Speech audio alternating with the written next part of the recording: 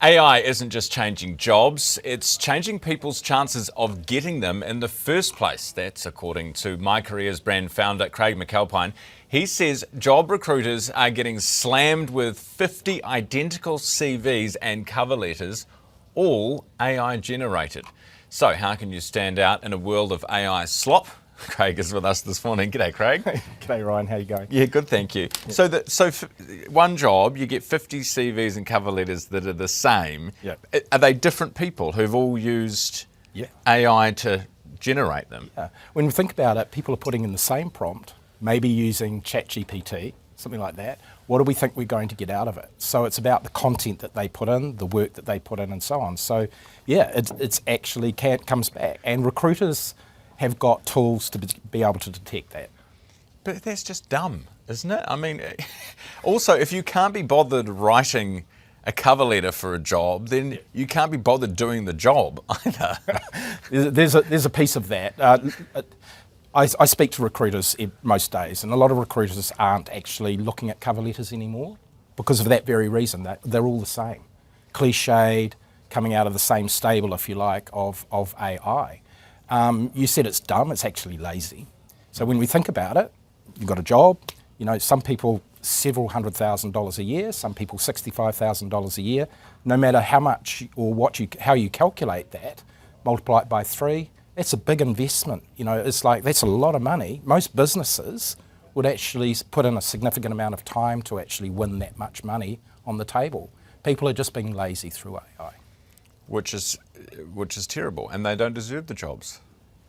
That's a really good point. How much do you actually want the job should determine how much effort you put into it. So people are using AI to cut corners, and what we're seeing is, like 25 years ago, where we had job boards come in, there was a significant increase in applicants, and what it did was it raised the volume and lowered the quality.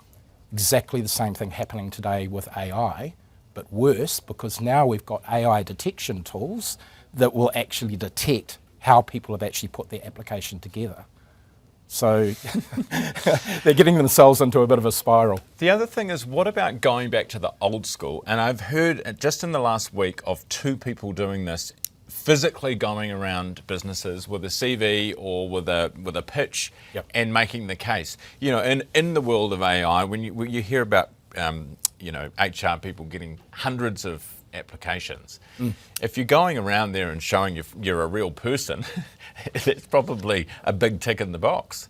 Do I come back to your previous thing about you showing your face? Yeah, look, that is a tick in the box. I think that it does actually show commitment, but the reality is, Ryan, that most recruiters now will work from their inbox or from their applicant tracking system.